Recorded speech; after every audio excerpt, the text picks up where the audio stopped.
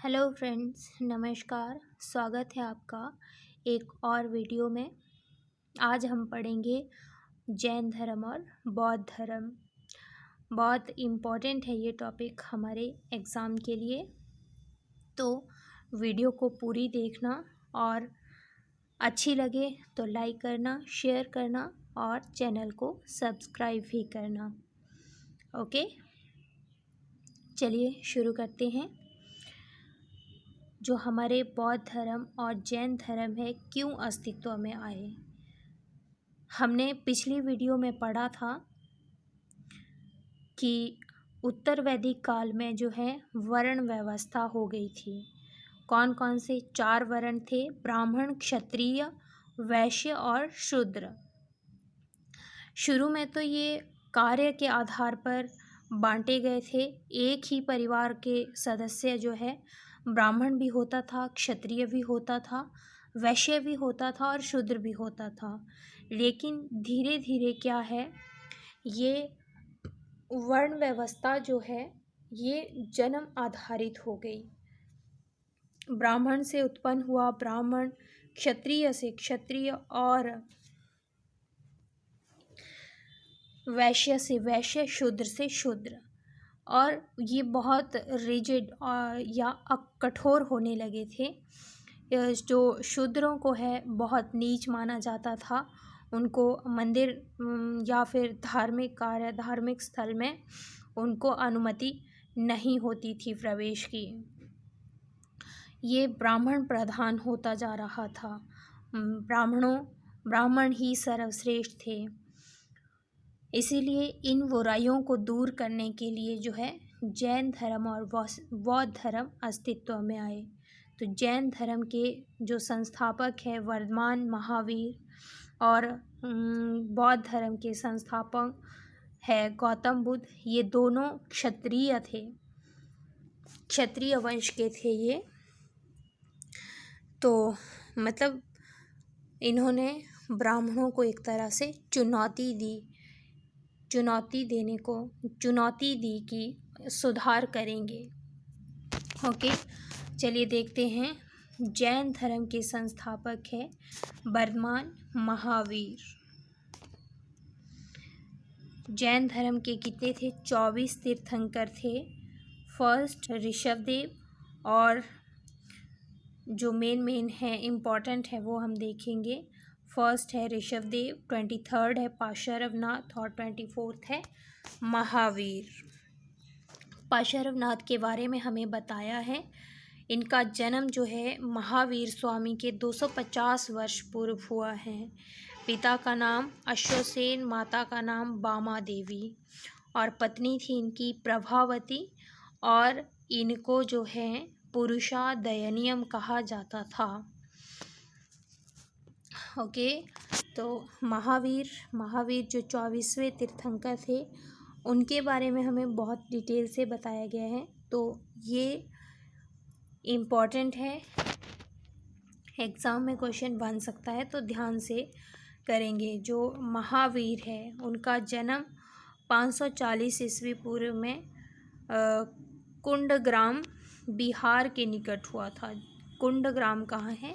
बिहार के निकट है। ये कुंडल ग्राम नहीं है, कुंडग्राम है जगह। ओके, इसको करेक्ट कर लेना।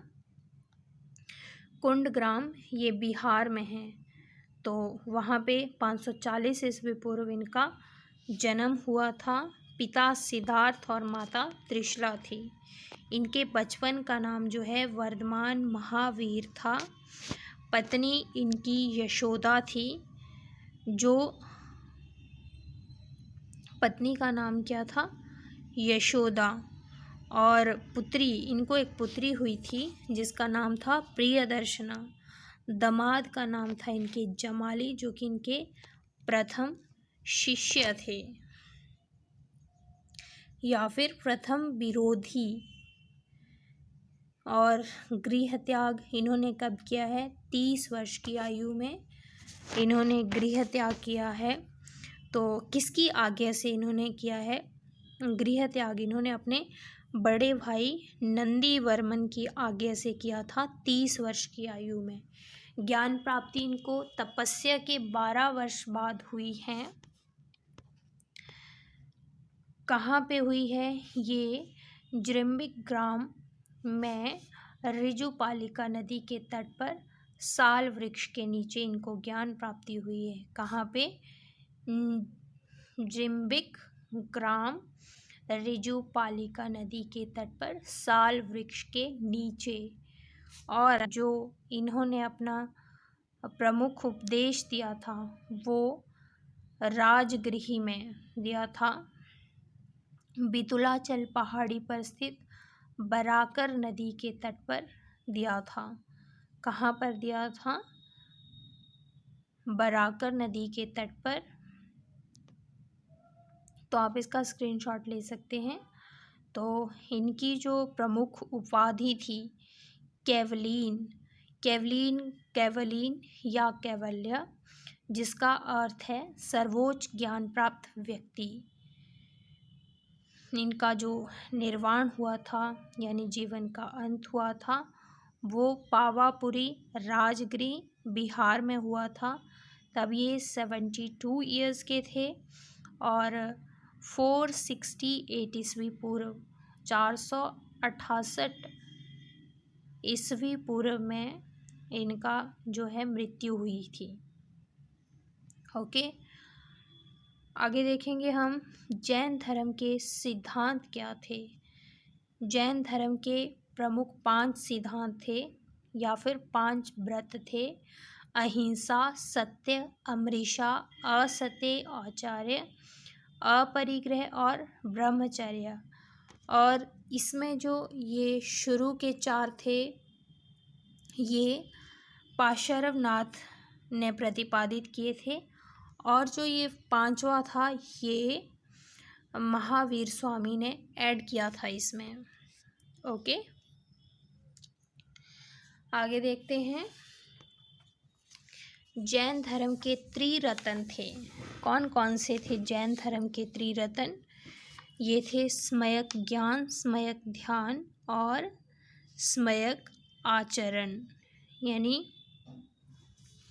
मोक्ष प्राप्ति के लिए इनके त्रिरत्न थे सम्यक ज्ञान, सम्यक ध्यान और सम्यक आचरण। ये जैन धर्म के त्रिरत्न थे। आगे देखेंगे हम प्रमुख जैन संगीतियाँ। जैन संगीतियाँ कितनी हुई है? 2 हुई है। संगीतियाँ अर्थात सम्मेलन। तो जो प्रथम जैन संगीति हुई है ये पाटलिपुत्र बिहार में हुई है। स्थूलभद्र इसके अध्यक्ष थे। 300 ईस्वी पूर्व तो 298 ईस्वी पूर्व वर्ष में हुई है ये। और इसका जो परिणाम था, प्रथम जैन संगीति का जो परिणाम था, इसमें जैन संप्रदाय जो है 2 संप्रदायों में विभाजित हो गया था, दिगंबर और श्वेतांबर। दिगंबर जो नग्न रहने वाले थे ये भद्रबाहु के नेतृत्व में गए और श्वेतांबर जो श्वेत वस्त्र धारण करते थे ये स्थूलभद्र के नेतृत्व में थे। ओके, और जो दूसरी बौद्ध संगीति हुई है ये बल्लभी गुजरात में हुई है और इसके जो अध्यक्ष थे वो देवार्थी क्षमा श्रवण थे। ये श्वेतांबर आचार्य थे। और कब हुई है ये? 512 ईस्वी पूर्व में हुई है। तो इसका परिणाम क्या था? जो इनके जैन धर्म के बिखरे ग्रंथ थे उनका संकलन किया गया इस संगीति के द्वारा। ओके, इसके बाद जैन धर्म के जो प्रमुख तीर्थंकर थे उनके कुछ प्रतीक थे, जैसे कि प्रथम तीर्थंकर थे ऋषभदेव जिसका सांड वृषभ तीर्थंकर था। अजीतनाथ द्वितीय थे जिनका हाथी प्रतीक था। उसके बाद तीसरे नहीं थे, ये 16वें थे शांतिनाथ, जिनका तीर्थंकर था हिरण। और पाशरवनाथ थे 23rd, जिनका था साम। और महावीर जो मेन थे 24th, इनका था सिंह। ओके, चलिए आगे देखते हैं। गौतम बुद्ध और बौद्ध धर्म, यानी अगला हमारा बौद्ध धर्म है। तो जो बौद्ध धर्म के संस्थापक हैं ये गौतम बुद्ध थे। ये महावीर के समकालीन थे, महात्मा बुद्ध भी इन्हीं का नाम था। तो इनके बारे में हम पढ़ते हैं। जो ये महात्मा बुद्ध थे, इनका जन्म 563 लुम्बिनी वन, कपिलवस्तु, नेपाल में हुआ है। कहाँ पे है ये? नेपाल में हुआ है। इम्पोर्टेंट है, नोट कर लेना या फिर आप स्क्रीनशॉट ले सकते हैं। पिता का नाम शुद्धोधन और इनकी माता जो है महामाया देवी थी। इनका जन्म जो है इनकी मौसी बीमाता प्रजापति गौतमी ने किया है। किसने किया है इनका पालन पोषण? प्रजापति गौतमी ने। और इनके जो बचपन का नाम था सिद्धार्थ था और इनका गोत्र जो था गौतम था। विवाह इनका 16 वर्ष की उम्र में हुआ है। इनको एक पुत्र हुआ था राहुल। और इनके जो गृह त्याग की घटना है उसको महाविनिष्क्रमण कहते हैं। इम्पोर्टेंट है, नोट डाउन कर लेना। इनकी पत्नी का नाम यशोधरा था। 16 वर्ष की आयु में उससे इनकी शादी हो गई थी। गृह त्याग की घटना महाविनिष्क्रमण, ये इम्पोर्टेंट है। सारथी चना था और घोड़ा इनका कंथक था। प्रथम गुरु थे इनके अलार कलाम। ज्ञान प्राप्ति 35 वर्ष की उम्र में वैशाख पूर्णिमा के दिन हुई है और उस दिन ये बुद्ध कहलाए। फिर ज्ञान प्राप्ति हुई कहाँ थी? गया, बोध गया बिहार में है ये। निरंजना नदी के तट पर पीपल या बट वृक्ष, पीपल अथवा बट वृक्ष के नीचे इनको ज्ञान प्राप्ति हुई थी। और इन्होंने अपना जो प्रथम उपदेश है ये सारनाथ में दिया था। और इनके जो प्रथम उपदेश देने की घटना है उसको धर्म चक्र प्रवर्तन कहा जाता है। और इसके जो शिष्य थे इनके वो थे आनंद व उपाली। और इनकी मृत्यु 483 ईस्वी पूर्व में हुई है। 80 वर्ष की उम्र के थे ये तब। वैशाख पूर्णिमा के दिन ही हुई है। कुशीनगर में हुई है। कुशीनगर उत्तर प्रदेश में है। और जो इनकी मृत्यु हुई है उसको महापरिनिर्वाण कहा जाता है। इनकी मृत्यु की घटना को महापरिनिर्वाण कहा जाता है। देखो इनके हमें जो है इम्पोर्टेंट चीज़ें याद रखनी है। इनके जीवन की जो घटनाएं हैं वो हमें याद रखना है। जैसे गर्भ में थे तब ये हाथी, जन्म हुआ इनका प्रतीक था कमल। यौवन इनका जब था उसका प्रतीक है सांड। गृह त्याग की घटना जो है महाविनिष्क्रमण, उसका प्रतीक था घोड़ा। और जब इनको ज्ञान प्राप्त हुआ था तो बोधि वृक्ष पीपल प्रतीक है। और समृद्धि का है शेर। प्रथम प्रवचन जब दिया था चक्र, जिसको कि धर्म चक्र प्रवर्तन कहते हैं। और इनका निर्वाण जो हुआ था उसके पद चिन्ह, मृत्यु का स्तूप इनका प्रतीक है। तो ये था महात्मा बुद्ध के बारे में। और इनके जीवन की कुछ एक घटनाएं हैं, जैसे जन्म हुआ था कहाँ पे, लुम्बिनी में, और प्रथम प्रवचन इन्होंने सारनाथ में दिया था, और ज्ञान प्राप्ति बोध गया में हुई थी, और निधन इनका कुशीनगर में हुआ था। और इनका जो बुद्ध का जन्म हुआ था और ज्ञान प्राप्ति हुई थी, महापरिनिर्वाण हुआ था, ये तीनों वैशाख पूर्णिमा के दिन ही हुए थे। इसीलिए वैशाख पूर्णिमा को बुद्ध पूर्णिमा के रूप में भी मनाया जाता है। ओके, इम्पोर्टेंट है। चलिए आगे देखते हैं।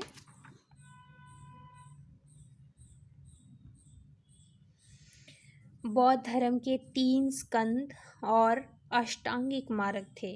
क्या क्या थे बौद्ध धर्म के 3 स्तंभ? इससे पहले हम जानेंगे कि जब इनका महात्मा बुद्ध जी का महापरिनिर्वाण हुआ था, तो इनके अवशेषों को 8 स्थानों पर रखा गया था, और वो 8 स्थान थे: लिच्छवी, शाक्य, कोलीय, ब्राह्मण, मौर्य, मल, बुली और अजातशत्रु। इनके जो शासन काल वहाँ पे इनकी राजधानियाँ थी, वहाँ पे रखे गए थे, जैसे वैशाली, कपिलवस्तु, राजग्राम में रखे गए थे। ओके, तो अब देखेंगे हम 3 स्कंद और अष्टांगिक मार्ग।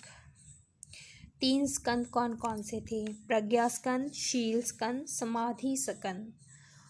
और अष्टांगिक मार्ग में था सम्यक दृष्टि, सम्यक संकल्प, सम्यक वाक, सम्यक कर्मांत, सम्यक जीविका, सम्यक व्यायाम, सम्यक स्मृति और सम्यक समाधि।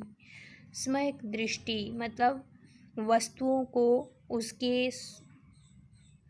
वास्तविक स्वरूप में देखना। संकल्प मतलब सम्यक संकल्प मतलब भौतिक सुखों के प्रति आकर्षण त्याग देना। और सम्यक वाक मतलब सदा सच बोलना। सम्यक कर्मांत मतलब सदा सत्य कर्म करना। और सम्यक जीविका का मतलब है सदाचार पूर्वक आजीविका जीना। ओके, सम्यक व्यायाम मतलब अच्छा मतलब नैतिक, मानसिक और आध्यात्मिक उन्नति के लिए प्रयास करना, ये व्यायाम है। उसके बाद सम्यक स्मृति में आता है कि मिथ्या धारणाओं का, झूठ नहीं बोलना, उनका परित्याग करना, वास्तविक धारणाओं को स्मरण करना, ये सम्यक स्मृति है। और सम्यक समाधि मतलब मन की एकाग्रता। और बौद्ध धर्म के जो नियम थे ये थे: पराये धन का लोभ नहीं करना, हिंसा नहीं करना, नशे का सेवन नहीं करना, झूठ नहीं बोलना, दुराचार से दूर रहना। ये बौद्ध धर्म के नियम थे। अब देखो आगे हैं बौद्ध धर्म के त्रिपिटक। ये भी इम्पोर्टेंट है। बौद्ध धर्म के त्रिपिटक कौन कौन से हैं? सूत पिटक, विनय पिटक और अभिधम पिटक। ये तो हम सब ने कई बार पढ़े होंगे। सूत पिटक, विनय पिटक, अभिधम पिटक। सूत पिटक था पिटकों में सबसे बड़ा, और जो विनय पिटक था ये सबसे छोटा था। अभिधम पिटक था ये मध्य था। बौद्ध संगीतियाँ, वेरी वेरी इम्पोर्टेंट। बौद्ध संगीतियाँ वेरी वेरी इम्पोर्टेंट है। ये पेपर में, एग्ज़ाम में क्वेश्चन यहाँ से बना हुआ है। तो प्रथम बौद्ध संगीति हुई थी राजगृह में। महाकश्यप इसके अध्यक्ष थे। अजातशत्रु के शासनकाल में 483 ईस्वी पूर्व में प्रथम बौद्ध संगीति हुई थी और दूसरी 383 ईस्वी पूर्व में वैशाली में हुई थी और सावक मीर इसके अध्यक्ष थे। कालाशोक के शासनकाल में हुई थी ये। उसके बाद जो तीसरी हुई है 250 ईस्वी पूर्व में पाटलिपुत्र में हुई है। इसके अध्यक्ष थे मोगलीपुत्तिस और ये अशोक के टाइम में हुई है। ओके, और चतुर्थ जो हुई है वो 98 ईस्वी में हुई है। 98 ईस्वी में हुई है ये, कुंडलवन कश्मीर में हुई है और वसुमित्र इसके अध्यक्ष थे। कनिष्क के शासनकाल में हुई है ये। ओके, इम्पोर्टेंट है।